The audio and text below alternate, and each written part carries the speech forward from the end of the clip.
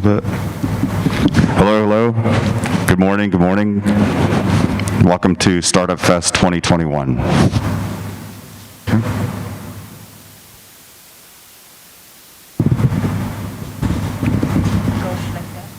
Okay. Good morning, good morning. Welcome to Startup Fest 2021. Okay.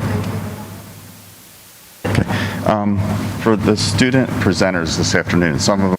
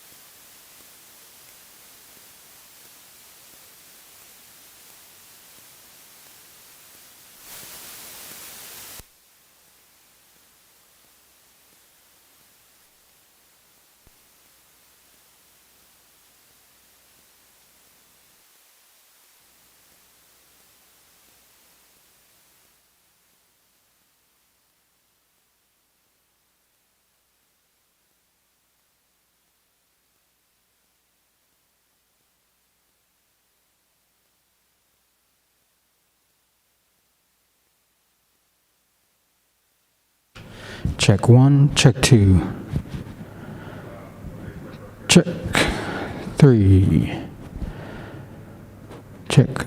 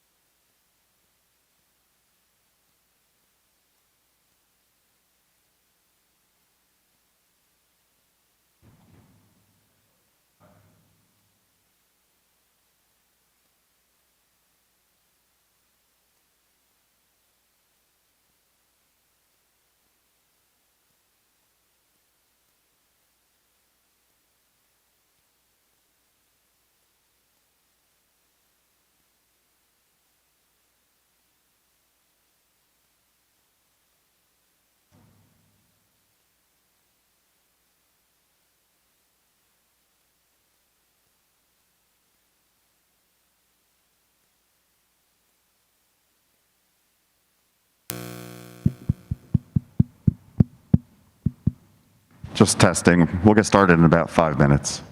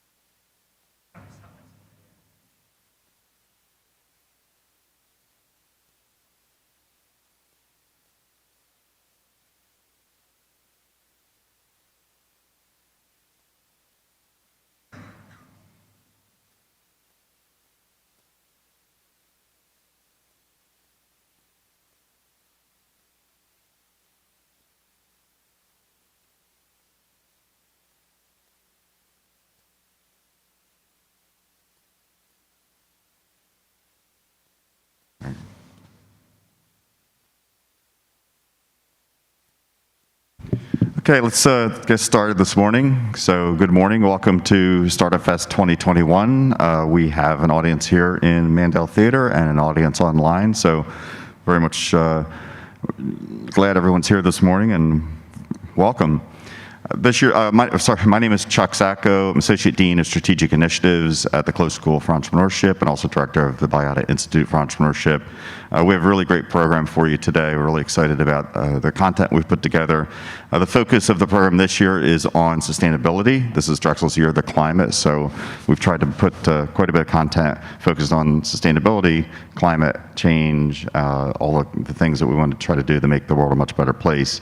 We're doing this in a hybrid format today, so we have some people here in Mandel Theater. We'll have more people coming in throughout the day, and then we're also streaming it online. So we've got an online audience. This is the first year that we've done this format.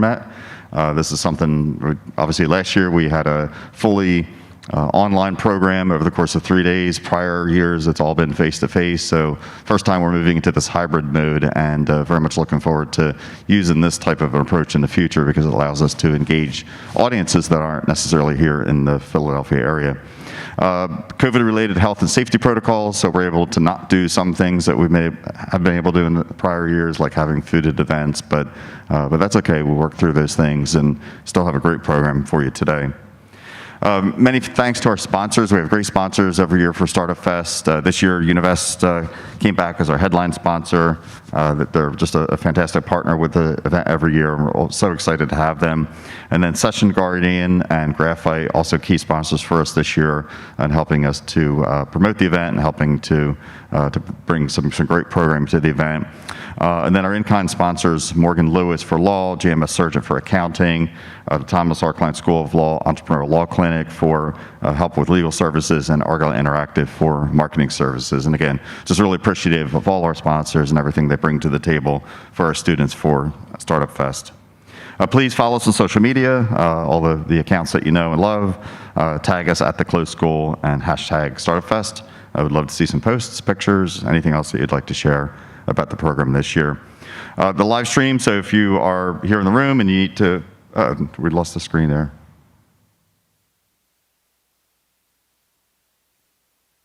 Hang on a second, I think we lost our screen. Or did I lose it? Hang on one second. Did I hit something? Oh, that's back. Something a little loose.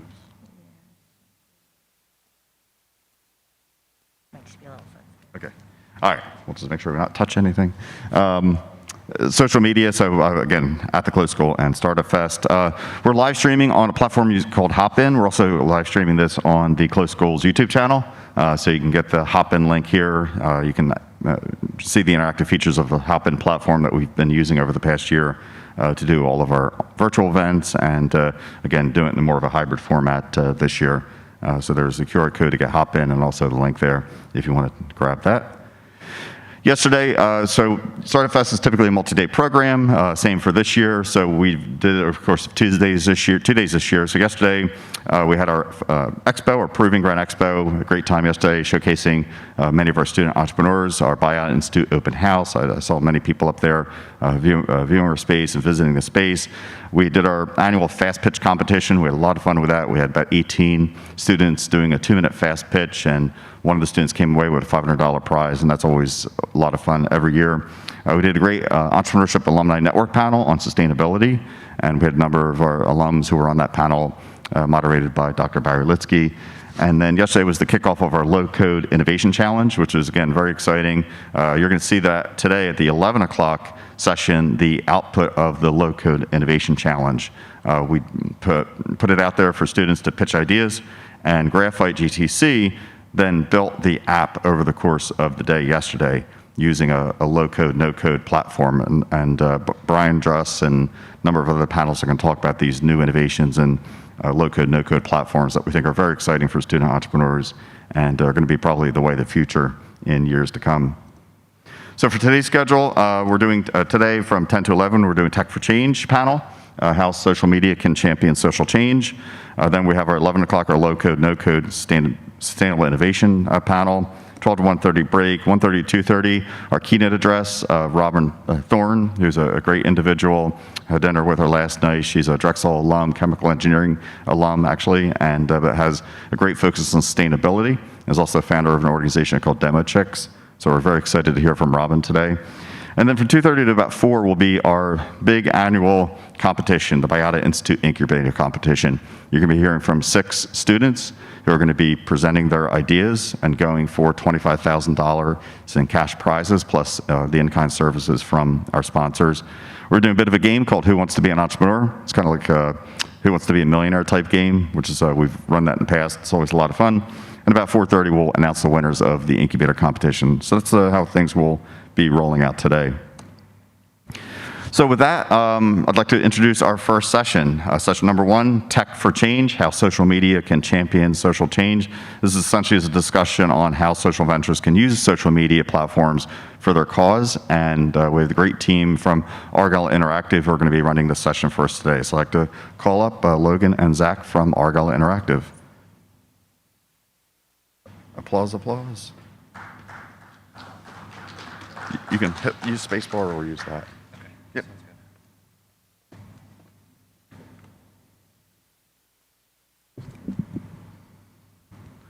Hello, everyone, here and at home. Welcome to Startup Fest. My name's Logan Levinson. I'm the CEO of Argyle Interactive. I'm joined by my content creator, Zach Kaiser. Zach, come on up. Zach's going to kind of stand out of frame here, so it will alternate so nothing looks awkward for you guys at home. So I'm also a Drexel alum. Before I started my business, I was, like you guys, sitting, where do we have it? Over at Baracus Hall for a Startup Fest, participating in all the different challenges and panel discussions that we have to offer. So it's really cool to be here again in a presentation format. Zach and I actually presented in our last Startup Fest a little bit about how to use TikTok for business. So instead of talking about all the social media platforms and kind of getting lost in all the everything that's out there, we're going to talk about TikTok again, except how to use TikTok for change. So how many people here use TikTok? By a show of hands. Not you guys in the front? All right, well still, more than half, right? So that's not surprising. TikTok has 675 million active users, over 2 billion downloads. It's quickly becoming the behemoth in social media. And I'll be honest, I'd say about a year before COVID, like 3 years ago, I didn't know anything about TikTok. Maybe it's my age showing. And I had my younger cousin explain to me what TikTok was. And it's still at that point, I really, didn't get it. And it wasn't until COVID where I picked it up for myself and started scrolling, and I was like, wow, it really blew me away. TikTok was the best. Now it's definitely my preferred social medium. So I also noticed while watching TikToks, I was like, wow, this is a great way to consume information, but also for the creators, it seems like a great way to make money. And not only that, it seems like it's a great way for businesses to prove their concept, kind of becoming the digital proving ground. So today we're going to dive in a little bit more about what it means to use TikTok for social change. So, Zach?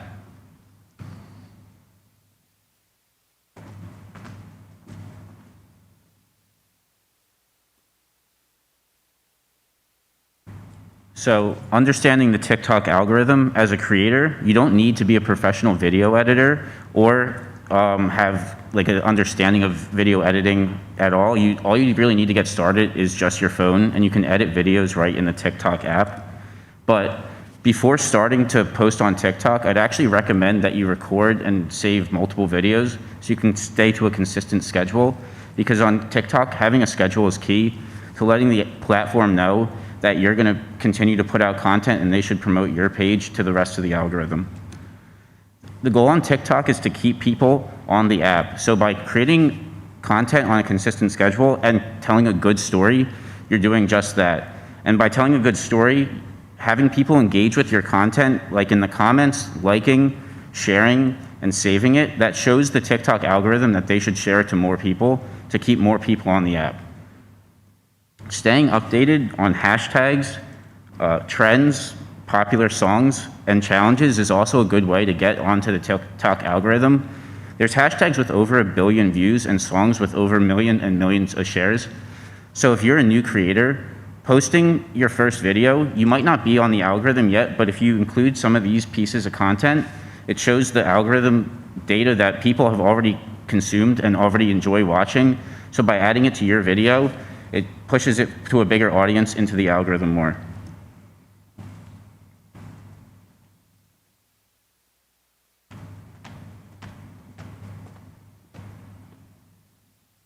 All right, so finding your community on TikTok. Who out here has learned something new on TikTok that they didn't know before? By a show of hands. Awesome.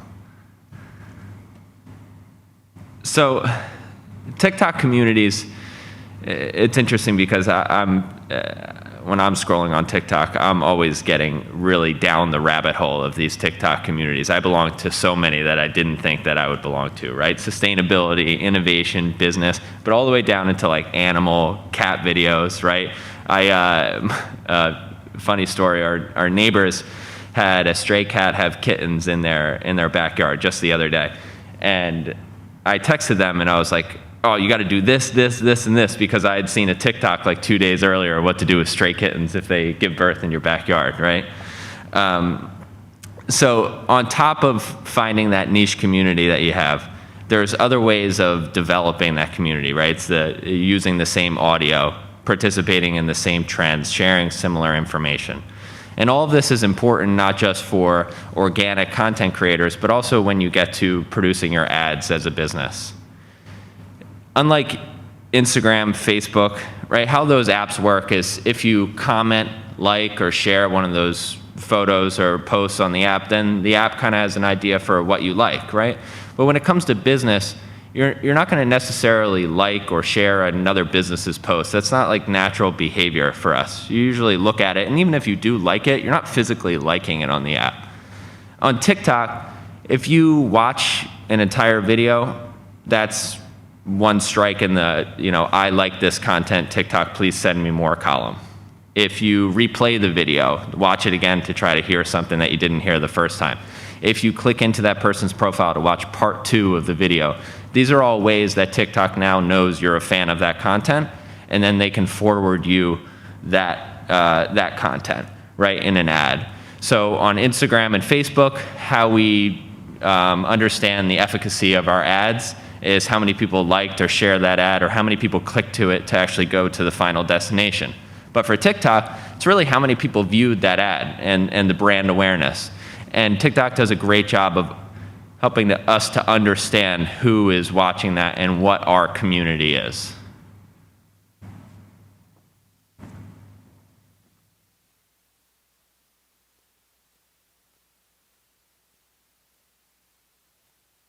So this is a slide about TikTok creators who are making a change, and they're using the tips that we just shared to help get in front of more people and build an audience. And this first girl, she does a great job at asking a question, but leaving the first part of it as a fill in the blank, and ending her video asking the same question, encouraging you to post it in your answer in the comments. How would you fill in this blank? Blank, but make it sustainable. A lot of y'all have asked some awesome questions about sustainability, so I'm here to share what I've learned and also learn alongside you. From everyday choices like brushing your teeth and going grocery shopping, to bigger things like voting and writing to companies, this new mini-series is meant to educate and inspire us all to live sustainable and regenerative lives. So I want to know. So how she says, so I want to know, puts it back into the beginning of the video so people will watch it again. So you'll retain an audience there and push it out to a bigger group of people. And then she encourages you to go to her comments, but she also creates a playlist for the video, which encourages people to follow her and stick to her as for a community. And then the second video, this is a good example of a girl telling you about a social cause to get involved in, but she doesn't have a big following, so she's using a popular song to help reach more people. Yo, bro, who got you smiling like that? Like, so baby, close your eyes. The way you're looking at me, you got me mesmerized. So So you don't need to be in one location to join the cause. She gives you the resources to join it on your own. So if you do want to join a cause, she does a great job at showing you how to. And then this third video is an example of how a brand can partner with a creator to create environmental change and get other users involved to push other companies to do the same. About carbon footprints, but not just mine and yours. Businesses big and small should be working on their footprint too, because they can have a massive impact. Personally, I already offset my entire carbon footprint, which is why I'm excited to partner up with QuickBooks in honor of the COP26 Summit today to ask you and other small businesses to do the same. So tag your favorite small business and tell them to check out the link in my caption to make their own commitments.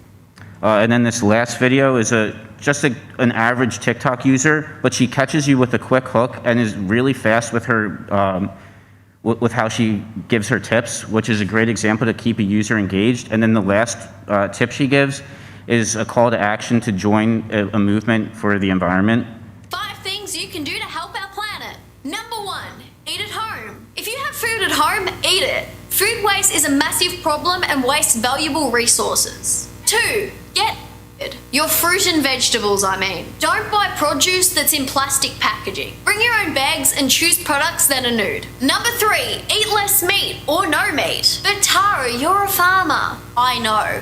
Number 4, start small. Don't do it all at once or you'll never keep it up. Eat meat for one less meal. Check you've got all your bags before you leave the house. Don't buy that new shirt. Number 5, visit my bio and sign up for Electrolux's Better Living program. This is a way you can directly impact big business. And then this is a pre-recorded interview with a creator called Tejas Hewler. He's a entrepreneur, and he does a lot of content about startups and content creators. And I got to pick his brain about some unique insights on how you can use TikTok to create a social change. But yeah, so I guess I want to start with, you recently had a post up there about how TikTokers shouldn't be focused on likes and followers and how they should be focused more on creating a community. Can you give some insight on how making content for instant gratification isn't the best way to go about that? Yeah, I think it even extends past instant gratification, right? If the goal for a creator is to be a creator long term, they need to build a business on it. And I know one term we throw around within my group is if you try to build for gaining as many followers and views, it's almost like building a mansion on rented land. Yeah. Right? It's like you're building a business on a slot machine, right? The virality, just the nature of virality, if everything goes viral, then nothing's viral, right? Yeah, so, it's so unpredictable. Exactly, right? Especially on TikTok, right? Yeah. My views can range anywhere from 10,000 to 5 million, right? Yeah, it's how can I build a sustainable business on that?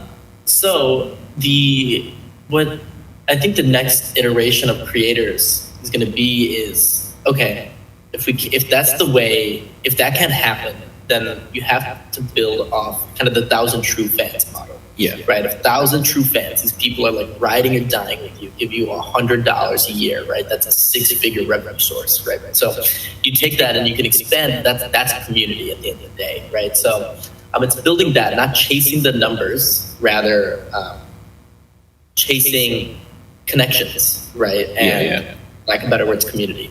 So I guess how would you suggest that I guess the new user finds their community, whether it's just a user on the app or someone that wants to I guess become bigger with a following? Yeah. That's the golden question. Right? If there was a clear-cut question, right, I think communities would be a lot easier to find. I mean, I know so many businesses in this area too, right? These businesses that are building for the creator economy, trying to solve this exact question, right? How do communities form, and how can you optimize them for them to be the best? Here's what I can say for now. I think one is, if you're a creator, right? You said if you're that new user. You got to listen to what people comment, right? I don't think creators today, they don't really utilize their comments as much as they should, right? People are taking time out of their day to write a piece of just their value to your content, right? Yeah. And I remember this really hit me when I posted a TikTok a month or two ago saying, I'm pretty lost right now. Why are you guys following me? Right, and 500 people commented why they were, and that's when I realized a lot of people were We love your perspective on the creator economy.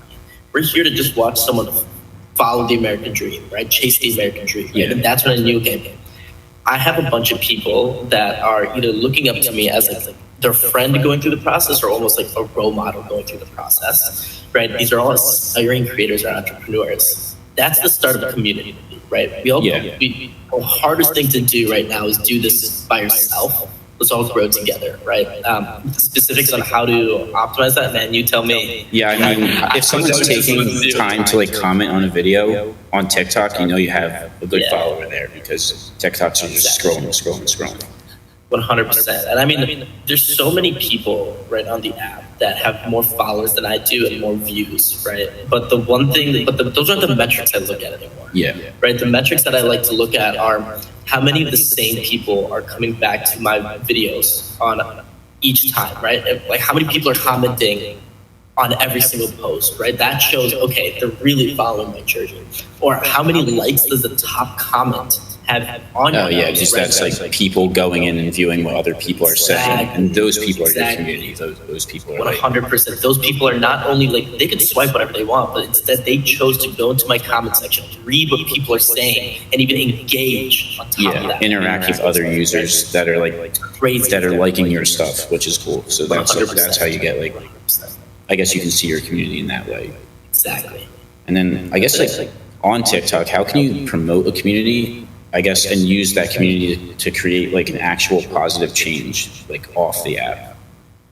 Yeah, it's tough because at the end of the day, right? It's kind of the beginning of any sort of like preach that I want to do is that storytelling is everything. Right? Yeah. The only reason we're interested in anything, right? And so to connect with this, you said, how can people use social media for social change? Yeah. Right. Give me a social change that's kind of on top of your mind. Right? I guess like environmental issues. There's a lot of kids on there that are our age that are trying to promote like using sustainable energy and stuff like that. So like finding that community.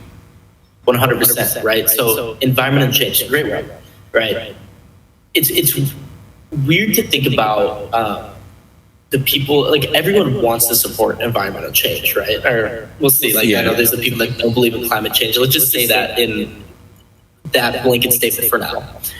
But the level of how much they're involved, like, oh, are they willing to put $1 into a charity that does this, or $100, right? Yeah. Or are they willing to rent their time out, right? That all depends, or that's all conditional on the story that they've been told about environmental change, right? And so if someone, I don't know, like for example, if there was an influencer that you follow or a friend that's just passionate and made you passionate, you're obviously, the story that you've been told is making you want to be part of that movement more than the rest of the world, right? And so how can you use social platforms today? TikTok, it's hard, right? Because to say the story of environmental change in a 45-second block, right? First, you have to get them interested. Someone who's not interested in environmental change, maybe at that level, right? Then you got to convince them that it's a problem. Then you got to convince them that there is a solution. And then you got to convince them that the call to action is for them to take action in the solution, all in a 45-second block, right? So that's tough. Yeah, that's really hard tough. to do. Yeah. 100%. But it's not impossible, right? And that's the thing. I think we're seeing some really interesting movements and in terms of how to use TikTok for conversions outside of social change, right? Yeah. If it wasn't, then businesses wouldn't be on the app, but they are. Yeah. And you can already, like, I would say that if you're looking to see the best way to optimize social media, especially TikTok, for social change, just look at how businesses today are like changing the way, right? You see the Detroit Lions. Oh yeah, they're interacting with a bunch of fans, so they're just putting stuff out there, creating viral. I mean, they're making viral content, but like for sure. They like feel like another 20-year-old on the app, maybe an 18-year-old. I mean, the account's probably run by like a young person that is well in tune with TikTok and the social trends, and they're just hopping on all the trends, which is cool. Definitely, right? It's all to add to the story, right? Story's everything. Yeah. If you want people to make a change, you gotta like tell them the story of how to do so. So I guess besides like making good quality content and like spending time on your videos and putting together a good script, is there any advice that you could give to like a new person getting on the app, like I guess to create like a good video if they don't have all these skills? Yeah, I mean, I think I say this a lot. I think there's 4 variables for 100% success on social media, right? 4 variables are: one, you have to take what you're passionate about. Yeah. Right. It sounds so obvious, but so many people are like latching on what like the hottest thing on TikTok is right now. Right. Yeah. If they're not passionate about it, people can read through it. Right. You got to take what you're passionate about. You got to be consistent. Right. From August of last year till January of this year, I didn't see anything, but it's just kind of the drive, and I just enjoyed it, right? Because I was passionate about what I was making. You got to be persistent, right, through the valleys and the peaks. We have a running joke with my friends that one of us at least has a mental breakdown every single week, right? Because it's all peaks and valleys. I mean, there's pressure as a creator. Like, you can't just like stop creating. Definitely. You have to keep on putting out content. Yeah. You're 100% right. It's like every single time we've ever been in a peak, like at the highest of highs, we've always fallen to a valley. Every time we've been in a valley, we've always risen up to a peak, right? Yeah. It's done like that. The last thing is innovation, right? The content that worked for me in February isn't working for me today. Yeah. Right? Because people are watching me grow, right? And that's almost one of the hardest things too. You got to take risks, you got to challenge, and I think if you can master all 4 of those variables, you will find 100% success on social media. Yeah. And then, I mean, so this presentation is supposed to be geared towards like social change through the environment and stuff. Yep. Do you have any like advice for people who just want to get started and be a creator of sorts, or a creator conditional to they want to move people towards their social a creator that's conditional towards that they want to push them to follow a social cause and actually get involved into that? Definitely. I would tell that person to really dive into what got them interested in that social cause. Yeah. And you got to hit that on TikTok, right? Or just social media in general, right? Yeah. It's like before you can go like the environment is XYZ and people need to do ABC to do this, like all that whole spiel. Really dive into what got you as that creator that wants to do this interested in this cause. Right, and if you can properly tell the story, everything, story of that on TikTok, it will resonate with people that are naive in this nature, right? That's the most difficult part, right? Because how many people are talking about climate change and all this, right? Like, I don't want to downplay it, but it's a lot, and there's a lot of noise in the field.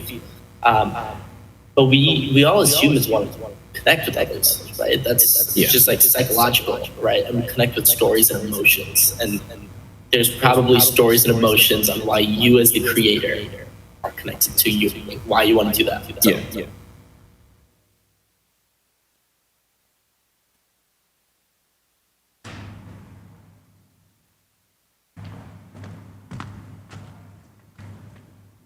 Okay, so anyone who has any questions, feel free to raise your hand here or throw them in the hop-in chat. I'm just going to start with the first one here. It's from Shannon. What would you suggest as a first step for a business owner that does not have a TikTok? I'm in the aromatherapy space. Once I set up an account, what is my step 1? Well, if you haven't done so before, I recommend, Shannon, that you just scroll a lot on the app, and especially in your vertical. Search for hashtags that you think would represent you. You can even go on Google and type in aromatherapy hashtags TikTok and search by that, and just see what trends they're using, see what they're doing to get their message across. And then instead of trying to think of your own, completely fresh and new idea of what a TikTok should be, just use one of the TikTok, what do you call them? Trends? Like Stitch, where you can combine yours with someone else's video and respond to them. I'll show your behind-the-scenes process. Here, go ahead. And you can also show your behind-the-scenes process of how you're creating your aromas and everything in your product, because people want to be involved with the whole process, and it gives them a unique inside view, and they feel more connected and they're more likely to engage with your content if you do that.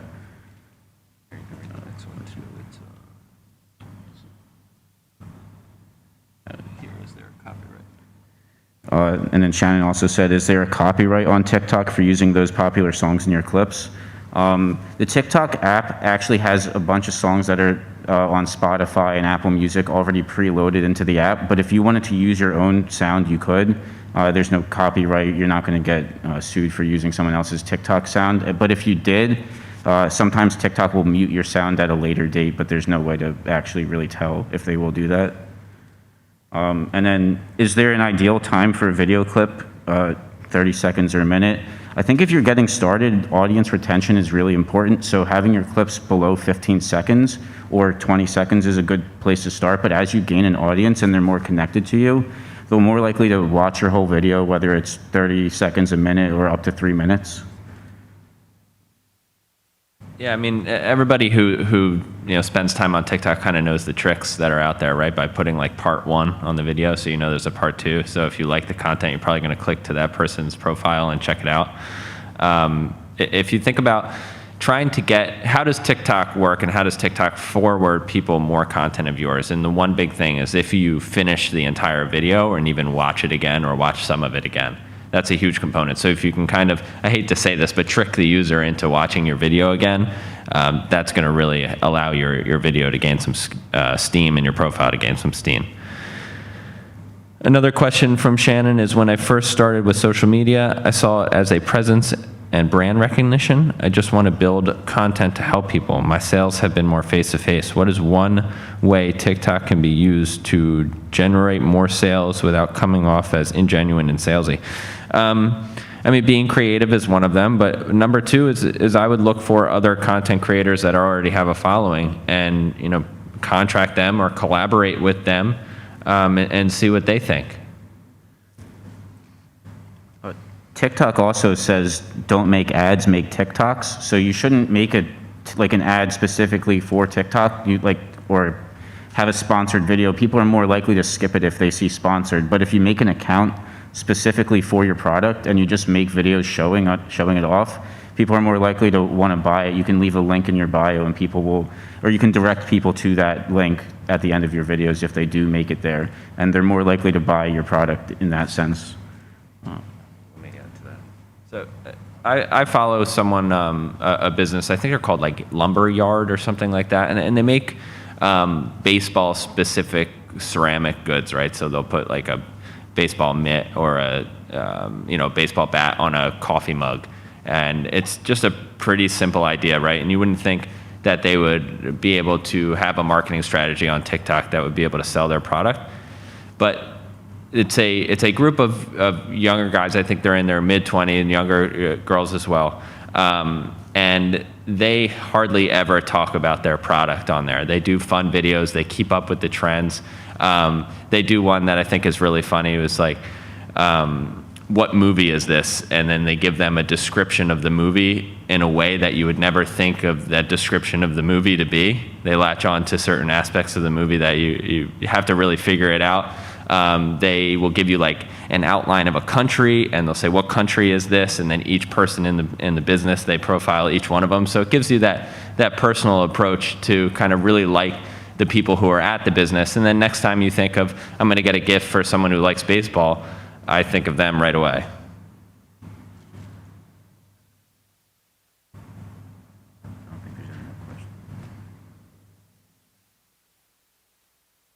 I think that's it for the questions. Anybody else have any other questions? Well, it was a pleasure speaking with you guys today. Thanks for having us, and enjoy the rest of Startup Fest.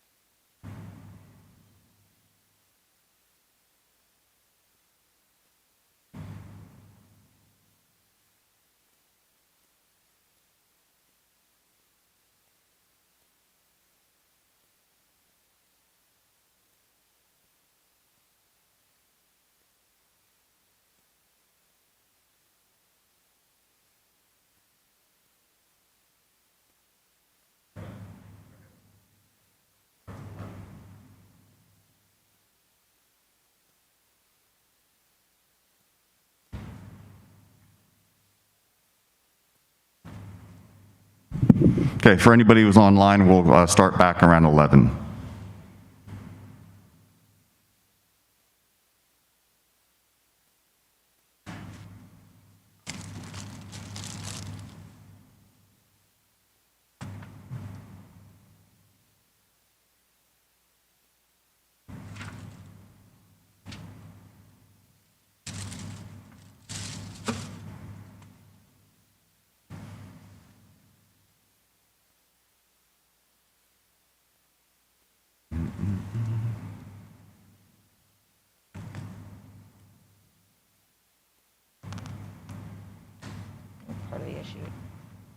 the issue is that we don't have enough slot on any of this since we keep getting pulled out. Yeah. In addition to having those cable connections.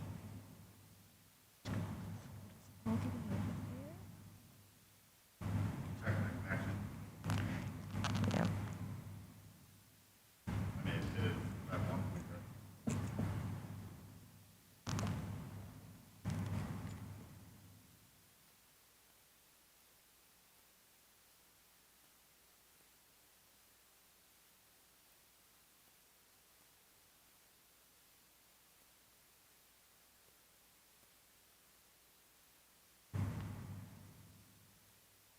I think the weight of these cables is just pulling them out of Pulls your it down, cords. yeah, and I've moved it around, jigged it around a little bit just to get it. So, yeah. Someday we'll all do wireless. Yeah, right. Easily, anyway. I know you can do it, but it's not always easy.